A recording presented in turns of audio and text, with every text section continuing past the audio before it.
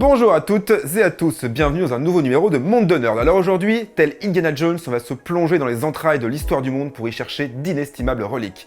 Évocation d'un temps ancien et mystérieux, qu'on appelle aussi la fin des années 90. On y croise des artefacts mythiques comme le Minitel, les Tamagotchi, encore les CD-ROM AOL.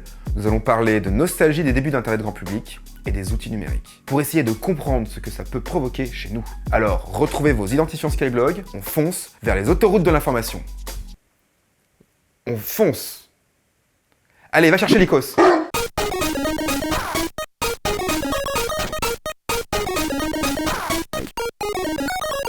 C'est une expérience que je fais souvent avec mes étudiants quand je leur parle des débuts d'Internet, leur montrer le vieux web, celui du moteur de recherche AltaVista, de MySpace, de MSN Messenger, des Skyblog, d'AOL, etc. Ah, ils sont jeunes, ils ont moins de 20 ans pour la plupart, et pourtant ça fonctionne très bien. Et ça lance souvent de grandes conversations à base de « tu te souviens, toi aussi, de… » etc. Par exemple, ce son.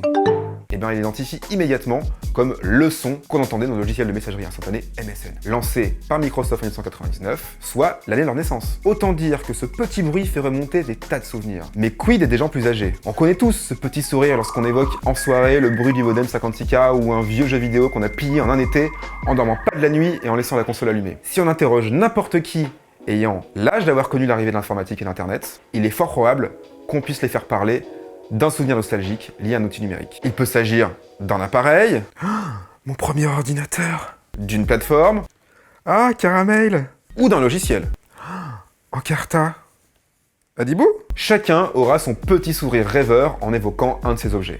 Mais d'où vient-il ce petit sourire? Eh bien, commençons d'abord par parler d'un concept aussi riche que complexe à analyser et à comprendre, la nostalgie.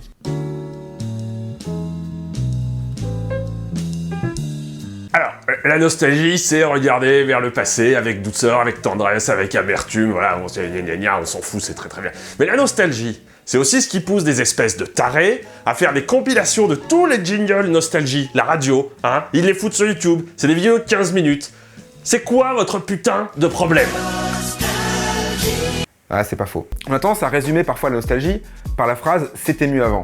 Mais c'est pas aussi simple. En effet, si ce sentiment de nostalgie peut avoir des accents un peu réactionnaires et régressifs parfois, c'est aussi un outil que les humains utilisent pour retrouver de la sérénité en période de stress. C'est une expression de notre rapport à la temporalité, qui peut être autant mélancolique que joyeuse. Un outil de lien social lorsqu'elle est partagée, et encore plein d'autres choses. Le mot nostalgie lui-même est à l'origine un terme médical qui n'est pas du tout lié à un regret étant passé, mais à une géographie. En effet, en grec, nostos veut dire retour à la maison, et algia, c'est la tristesse.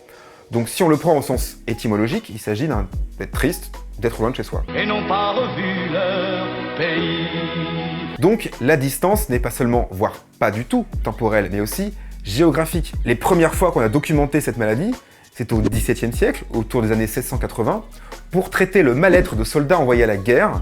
C'était pas ma guerre! Et le moyen pour remédier à ces soucis était de leur faire écouter des musiques de chez eux, de leur faire goûter des plats traditionnels de leur région, toucher les objets typiques, et écouter des gens qui ont le même accent qu'eux. Je vais vous le dire, moi, ce qui vous gêne depuis que j'ai commencé. On imagine alors très bien le médecin-chef de l'armée qui envoie son sous-fifre chercher parmi les troupes un soldat qui a l'accent marseillais parce que son camarade est en train de pleurer. Alors bon, on peut aussi peut-être penser que ce type de mal du pays s'explique particulièrement par le fait qu'on envoyait des gens se faire charcuter et que donc il était en effet plus plaisant de vouloir rentrer chez soi. Ce n'est évidemment pas tout à fait la même chose qu'un enfant qui pleure pour son premier jour de colonie de vacances, même si ça peut être aussi une vraie violence. Cette idée que la nostalgie est une forme de réaction à une situation présente où tout n'est pas parfait, et donc permet aussi de questionner le présent et ses manques, reste fort intéressante. Alors cela ne veut pas dire qu'en soi on regrette profondément un temps passé, souvent idéalisé, mais qu'on peut, à partir de la nostalgie, s'interroger sur la manière dont une société évolue et quel impact cela peut avoir sur la situation de chacun. La nostalgie, numérique ou non, n'a donc jamais qu'une seule explication, ni une seule forme. Comme l'explique très bien Katharina Neumeyer, les expressions nostalgiques présentes dans les contenus médiatiques tels que les films ou les séries télévisées, mais aussi dans les échanges et les discussions dans les réseaux sociaux numériques, ne convergent pas vers une seule forme de nostalgie. Entre le mal du pays et la quête d'identité ou d'authenticité, la nostalgie apparaît sous une forme ludique et joyeuse, et aussi régressive. La nostalgie, c'est donc une forme de regard en arrière, qui constitue aussi un retour réflexif sur soi, sur ce qui nous constitue, et une reconstruction qui se fait en lien avec une position sociale présente. On connaît bien la nostalgie par exemple pour les chansons, les jouets, les séries de notre enfance, on connaît la nostalgie de la part des producteurs de contenu culturel avec des phénomènes comme Stranger Things qui fantasme les années 80 à base de références musicales, visuelles et autres. Mais quid de la nostalgie numérique? En quoi ressemble-t-elle à toutes les formes de nostalgie qu'on connaît déjà? Est-elle spécifique? Et pourquoi ces objets-là, plutôt que d'autres, créent particulièrement la nostalgie? Une chose est sûre, je ne suis pas le seul à l'observer. D'autres chercheurs et chercheuses, comme Katharina Neumeyer dont je viens de parler, le notent. Et vous, qui vous souvenez avec émotion de la période où vous écoutiez vos MP3 téléchargés sur Kazaa avec Winamp, aussi. Ce regard en arrière porté sur les objets technologiques a même un nom. Il a été baptisé technostalgia par des chercheurs anglo-saxons. On peut y ranger toute forme de retour vers le passé qui implique comme support principal la technologie du passé, idéalisée et souvent fétichisée dans son esthétique. Alors ça vous rappelle peut-être quelque chose? On pense au genre du steampunk dont on a déjà parlé, puisque celui-ci repose beaucoup sur un imaginaire technique et technologique. Mais on peut aussi caser le retour à la mode des appareils photographiques argentiques, ou encore l'esthétique des films Super 8. Il est probable que les affects, les sentiments que l'on ressent en évoquant des objets numériques du passé, aient aussi un lien avec ces autres exemples analogiques. Comme le dit encore une fois Katharina Neumeyer, une vieille page web MySpace, un jeu vidéo, un gif animé peuvent donc avoir le même potentiel nostalgique qu'une voiture des années 20 ou une cassette VHS. Les clés pour comprendre ce pouvoir nostalgique seraient donc à chercher du côté 1 de l'obsolescence et 2 de l'adolescence. Pour l'obsolescence, c'est justement le fait que ces objets n'existent plus, disparaissent, ou ont tellement évolué que la filiation avec leur ancêtre semble discontinue, qu'ils ont un extrait nostalgique. Hasta la vista, baby. Prenons par exemple cette publicité. Sony introduces the only cassette player as small as a cassette case. The incredible sounding Super Walkman.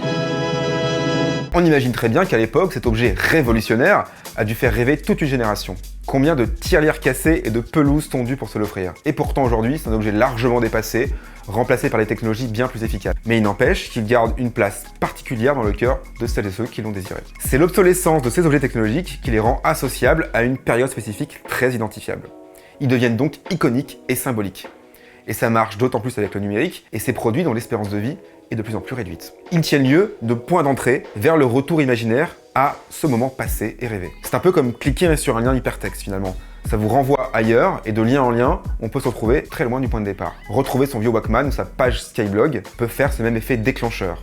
La durée vie de ces technologies, relativement courte, mais pas trop, est parfaite pour ça, puisque c'est ni trop long, et dans ce cas, c'est pas associé à une période précise, ni trop court, et dans ce cas, on oublie avoir ancré cet objet dans nos habitudes.